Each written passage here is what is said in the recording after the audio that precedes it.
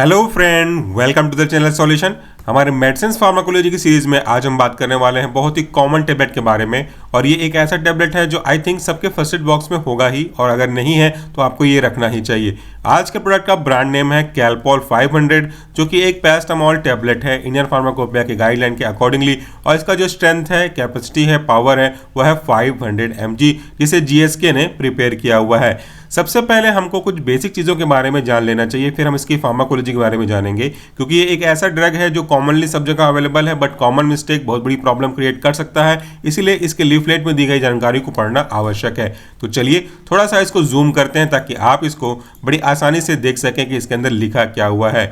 जब कभी हम बात करते हैं पैरास्टामोल की, तो हमको लगता है कि बहुत सिंपल सा टैबलेट है, कोई खास असर करने वाला तो है नहीं, साइड इफेक्ट देने वाला तो है नहीं। लेकिन रुकिएगा, यहाँ पे आपको साइड इफेक्ट देखने को मिल सकते हैं अगर आप एक लिमिटेड डोज से अधिक लेते हैं तो। दैट इज वाई मैंने शुरुआत इन चीज़ों से कर रहा हूँ। Each uncoated paracetamol tablet contain paracetamol Indian pharmacopoeia के गाइडलाइन के अकॉर्डिंगली 500 mg, जिसका जो क्लास है या यूँ कहें कि कैटेगरी है वह है analgesic and antipyretic. Analgesic and antipyretic कहने का मतलब है कि इसके पास दर्द को कम करने की एबिलिटी है, साथ साथ फीवर को, पायरेटिक मतलब होता है फीवर, तो एंटीबायोटिक मतलब अगेंस्ट द फीवर, तो अगेंस्ट द फीवर यानी कि एंटीबायोटिक एक्टिविटी रखता है। और अगर आप देखोगे इसकी मेन कैटेगरी तो ये है NSAID, यानी कि non steroidal anti inflammatory drug. इसके मुख्य रूप से 4 क्लासिफिकेशन होते हैं बाइफर्केशन के अकॉर्डिंगली। पहला होता है नॉन सेलेक्टिव कॉक्स इनहिबिटर, दूसरा होता है प्रिफरेंशियल कॉक्स 2 इनहिबिटर, प्रिफरेंशियल मतलब जिसको प्रीफर करता हो, प्रिफरेंशियल कॉक्स 2 इनहिबिटर, और तीसरा होता है selective COX 2 inhibitor.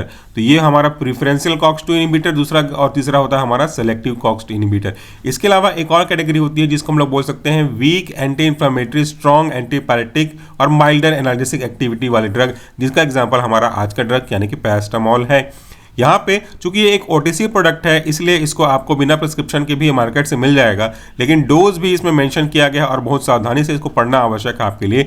Adult and children 12 years and above, ऐसे व्यक्ति जिनकी उम्र 12 साल या 12 साल से अधिक है, उनको 1 to 2 tablet 4 to 6 hourly up to maximum of 4000 mg, आपको मैक्सिमम से मैक्सिमम 4000 mg, देखिएगा mg में लिखा हुआ है, उसको आपको लेना चाहिए। और ऐसे व्यक्ति जो चिल्ड्रन हैं, बच्चे हैं जिनकी उम्र 6 से 11 साल है और बेसिकली 12 साल से नीचे होगी, इनको 10 से 15 mg पर kg के हिसाब से दिया जाना चाहिए। 10 से 15 mg पर kg एक फॉर्मूला है, मतलब अगर किसी का वेट हम 1 kg मान के चलें, 1 किलोग्राम का है, ऐसा तो होगा नहीं, बट हम ये मान के चलें कि अगर 1 kg ग्राम का है तो उसको 10 से 15 mg देना चाहिए। इसी के हिसाब से आप कैलकुलेट कर सकते हैं 4 to 6 hourly up to maximum of 60 mg पर kg। मैक्सिमम जो डोज जाएगा वो 60 mg पर kg के हिसाब से जाएगा। तो अगर 1 kg पे 60 mg दे रहे हैं मैक्सिमम, तो अगर किसी का 10 kg होगा तो उसके हिसाब से आप उसको गुणा कर सकते हैं। तो यहाँ पे kg पर kg बहुत इंपॉर्टेंट है, क्योंकि यहाँ पे बॉडी वेट के फार्मूला को फॉलो करते हुए बनाया गया है। चिल्ड्रन 6 to 8 ईयर्स, उनको 250 mg यानी कि आधा टेबलेट दिया जाना चाहिए। चिल्ड्रन जिनकी उम्र 9 से 11 साल है, उनको 500 mg एक टेबलेट दिया जाना चाहिए एक दिन में एक ही बार। और minimum dosing interval should be 4 hours, मतलब अगर आपने एक टेबलेट लिया है अभी, तो दूसरा टेबलेट लेने के बीच में आपका जो ड्यूरेशन है गैप का, वो 4 आवर्स होना चाहिए, यानी कि 4 घंटे बाद ही आप दूसरा टेबलेट लें। ऐसा नहीं कि अभी मैंने लिया है तो 1 घंटे 2 घंटे बाद दूसरा टेबलेट ले लें। डू नॉट एक्सीड डोज और use without medical advice beyond 3 days, 3 दिन तक या 3 दिन से अधिक मत लें। मैक्सिमम 3 दिन तक आप ले सकते हैं। अगर आपके डॉक्टर ने आपको सलाह दिया है तब की केस अलग है। विदाउट मेडिकल प्रैक्टिशनर आप इसको खुद से सेल्फ मेडिकेशन के रूप में 3 दिन से अधिक ना लें। पैरासिटामोल ओवरडोज में कॉज इंजीरियस टू लिवर, ये सबसे बड़ी प्रॉब्लम इसके साथ होती है कि जो पैरासिटामोल है उसका ओवरडोज आपके लीवर को डैमेज कर सकता है। To be used as directed by physician, जैसा आपके डॉक्टर ने आपको सलाह दी है आपके प्रॉब्लम के अकॉर्डिंग, वैसा आपको यूज करना चाहिए। Store at a temperature not exceeding 30 degree centigrade, इसको ऐसी जगह पे रखिए जहां का टेम्परेचर 30 डिग्री सेंटीग्रेड से ऊपर नहीं जाता हो। Protect from light and moisture, tablet को हमेशा लाइट एंड मॉइस्चर से प्रोटेक्ट करके रखना चाहिए, क्योंकि इससे उसकी जो अंदर के कंपोनेंट है वो डिटोरिएट नहीं होंगे, मॉइस्चर को एब्जॉर्ब नहीं करेंगे। इसको हम टेम्परेचर से प्रोटेक्ट करके रखेंगे तो इसके अंदर के कंटेंट बचा रहेगा। इसको हम मॉइस्चर से प्रोटेक्ट करके रखेंगे तो H2O का एंट्री यहाँ पे नहीं होगी, जिससे इसकी जो लाइफ है वो बढ़ के रखेगी। तो इस तरीके से हमको इसको प्रोटेक्ट करके रखना चाहिए। यहाँ पे वार्निंग भी दिया हुआ है, अगर आप देख रहे हैं यहाँ पे, तो taking more than the daily dose may cause serious liver damage और एलर्जिक रिएक्शन। इस एलर्जिक रिएक्शन में आपको क्या क्या देखने को मिल सकते हैं, ये आपको देखने को मिल सकता है स्वेलिंग ऑफ द फेस, आपके चेहरे में सूजन आ सकती है, मुंह पे सूजन आ सकती है, थ्रोट पे डिफिकल्टी हो सकती है स्वेलिंग करने में, ब्रीदिंग करने में भी दिक्कत आ सकती है और इचिंग और रैशेज भी हो सकते हैं। तो ये अगर आपने डेली डोज से ज़्यादा लिया तो फिर आपको ये प्रॉब्लम क्रिएट कर सकते हैं। तो देखा कि पैरासिटामोल एक ऐसा ड्रग है जो यूजफुल तो बहुत है बट इसके साइड इफेक्ट भी बहुत है अगर आपने इसको धीरज किसी प्रॉपर तरीके के अपने मन से लिया तो ये हो गई बेसिक जानकारी जिसका बताना बहुत जरूरी था। चलिए अब हम शुरू करते हैं हमारे मेडिसिन फार्माकोलॉजी के बेसिक पॉइंट्स को कि इसका मैकेनिज्म ऑफ एक्शन कैसा है, कैसे ये काम करता है और हमको कैसे ये रिलीफ देना शुरू करता है। तो चलिए अब हम इसके मेडिसिन फार्माकोलॉजी को शुरुआत करते हैं। सबसे पहले ये देख लेते हैं कि कौन सी कैटेगरी का है। अगर आप पैरासिटामोल पीसीएम शॉर्ट में लिख रहा हूँ इसकी कैटेगरी देखेंगे तो it falls under NSAID category का ड्रग। NSAID का फुल फॉर्म होता है non, N for non, S for steroidal, steroids मतलब स्टेरॉइड्स इन नेचर होते हैं, और ये A है एंटी एंड इन्फ्लामेटरी के लिए I यूज किया जा रहा है, और D स्टैंड फॉर ड्रग। तो ये एक ऐसा ड्रग है, बहुत कॉमन तरीके से समझा जाए, सिंपल तरीके से समझा जाए तो एक ऐसा ड्रग है जो कि स्टेरॉइड्स नहीं है, बाय नेचर केमिकल नेचर ये स्टेरॉइड्स नहीं है, लेकिन इसका यूज पेन, इन्फ्लामेशन और फीवर को ठीक करने के लिए यूज किया जाता है। इसके काम करने के तरीके के हिसाब से क्लासिफाइड करेंगे NSAID को सब क्लास में, तो इसका क्लासिफिकेशन कुछ इस तरीके से है। नॉन सेलेक्टिव कॉक्स इनिबिटर, दूसरा होता है प्रिफरेंशियल कॉक्स 2 इनिबिटर, तीसरा होता है सेलेक्टिव कॉक्स 2 इनिबिटर। ये तीनों क्या क्या चीज़ें हैं? देखिए कॉक्स बहुत इंपॉर्टेंट है। जब कभी भी आप बात करते हो पेन के लिए, इन्फ्लेमेशन के लिए या तो फिर फीवर के लिए, तो वहाँ पे हमारा प्रोस्टाग्लैंडिन रिस्पॉन्सिबल होता है। तो ये रहा हमारा प्रोस्टाग्लैंडिन, जिसकी वजह से ये तीनों प्रॉब्लम होती है। कौन कौन सी प्रॉब्लम? पेन, इन्फ्लेमेशन और आपका फीवर। तो ये अगर बनेगा, प्रोस्टाग्लैंडिन बनेगा, तो आपको तीनों में से कोई एक प्रॉब्लम रेस्पेक्टिवली फेस करनी पड़ेगी। तो ये प्रोस्टाग्लैंडिन बनता कैसे है? ये बनता है या तो कॉक्स 1 या तो कॉक्स 2 के आगे जाकर के सिंथेसिस करने की वजह से, और ये दोनों अपनी अपनी जगह प्रोस्टाग्लैंडिन का निर्माण करते हैं।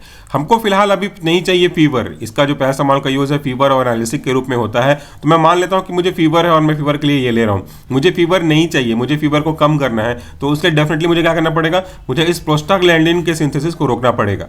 तो प्रोस्टाग्लैंडिन के सिंथेसिस को रोकने के लिए आपके पास दो ऑप्शन है, कॉक्स 1 बना रहा है प्रोस्टाग्लैंडिन को और कॉक्स 2 बना रहा है। तो आपका स्ट्रेटेजी ये है कि आप कॉक्स 1 और कॉक्स 2 को इनिबिट कर दो। लेकिन आपके पास जो क्लासिफिकेशन है उसके अकॉर्डिंगली 3 अलग अलग तरीके के क्लासिफिकेशन है। पहला है नॉन सेलेक्टिव कॉक्स इनिबिटर, मतलब जो कॉक्स 1 को भी इनिबिट कर सकता है और कॉक्स 2 को भी इनिबिट कर सकता है। इससे एक प्रॉब्लम है, बेनिफिट तो है कि आपका प्रोस्टाग्लैंडिन सिंथेसिस नहीं होगी, बट एक प्रॉब्लम है। वो प्रॉब्लम क्या है? देखिए, जो कॉक्स 1 है वो कॉन्स्टिट्यूटिव इन नेचर होता है, मतलब ये एनी टाइम आपकी बॉडी में प्रेजेंट होता है, जब कभी भी आपकी बॉडी की जरूरत पड़ती है तभी बने, ऐसा इसके साथ नहीं होता, ये एनी टाइम प्रेजेंट है, इसलिए इसको हाउस कीपर भी बोलते हैं। इसका सिंपल लेकिन महत्वपूर्ण काम क्या है वो आप डायग्राम समझिए, हमने पहले की वीडियो में भी इसको डिस्कस किया हुआ है। ये हमारा स्टमक है। इस स्टमक में जब कभी हम कोई फूड कंज्यूम करते हैं, ये फूड जब कभी भी आता है तो इसके रिस्पेक्ट में हमारा जो पैराइटल सेल है वो एसिड का सिक्रीशन करने लगता है। ये एसिड फूड के रिएक्शन के लिए महत्वपूर्ण है और ये जरूरी भी है कि ये एसिड का सिक्रीशन हो।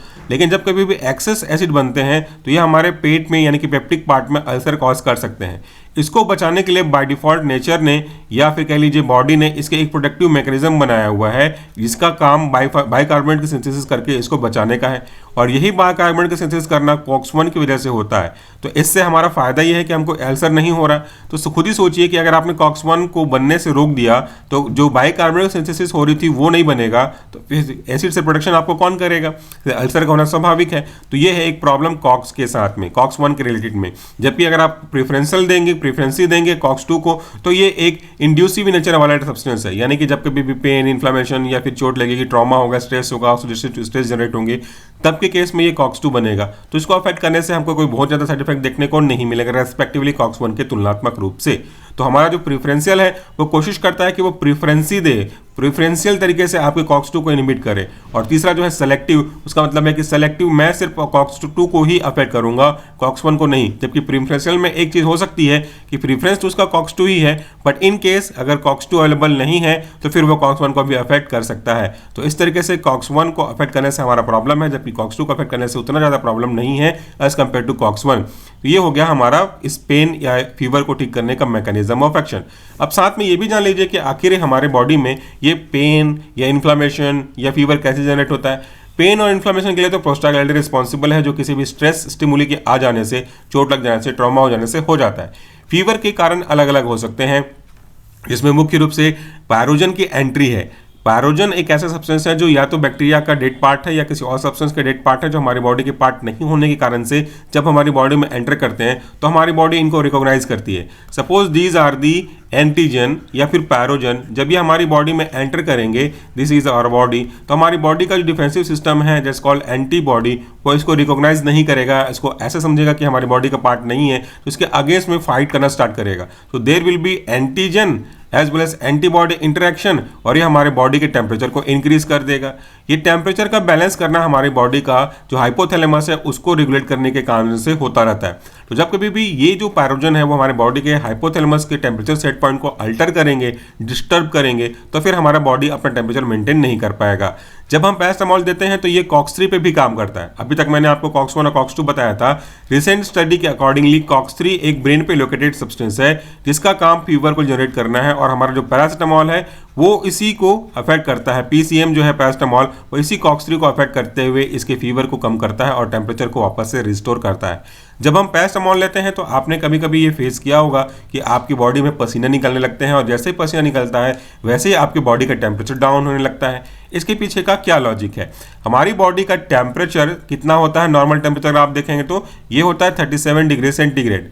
जब कभी भी किसी भी कारण से हमारे बॉडी का टेम्परेचर ऊपर जाता है तो हमारी बॉडी का जो थर्मोरेगुलेटरी सेंटर है, इवन जो हमारे बॉडी का होम्योस्टैटिक सेंटर है, वो यही कोशिश करता है कि इसको डाउन लेकर के आया जाए और टेम्परेचर को अपने normal temperature that is 37 degree centigrade इस पर मेंटेन किया जाए। तो उसका होम्योस्टैसिस का एक सिंपल सा फंडा ये है कि स्वेटिंग को स्टार्ट कर देता है। हमारे जो स्वेट ग्लैंड है इनको एक्टिवेट कर देता है, यूं कहूं कि थोड़ा ज़्यादा एक्टिवेट कर देते हैं, जिसके कारण से स्वेटिंग निकलने लगती है। और ये स्वेटिंग ओवरऑल द बॉडी होने के कारण से ठंडी हवा जब चलती है तो आपकी बॉडी के बढ़े हुए टेम्परेचर को डाउन करके नॉर्मल लेवल पर लेकर के आती है।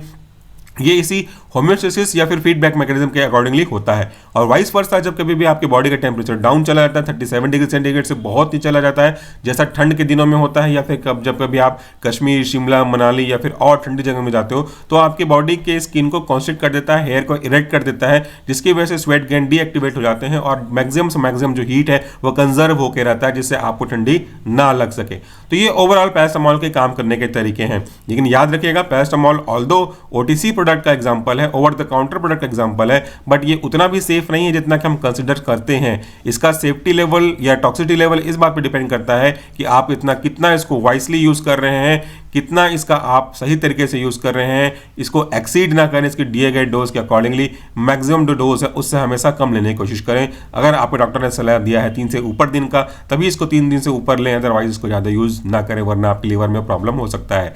लीवर के प्रॉब्लम के साथ साथ इसको जो अलग अलग सिम्टम दिए हैं कि आपके लीवर को डैमेज करने के साथ साथ आपके माउथ में, फेस में, थ्रोट में थोड़ा सा इरिटेशन कॉज कर सकता है, स्वेलिंग कॉज कर सकता है, डिफिकल्टी इन ब्रीदिंग कॉज कर सकता है, रैशेस देखने को मिल सकता है, इचिंग देखने को मिल सकते हैं। तो ये उसके कॉमन एसोसिएटेड साइड इफेक्ट है।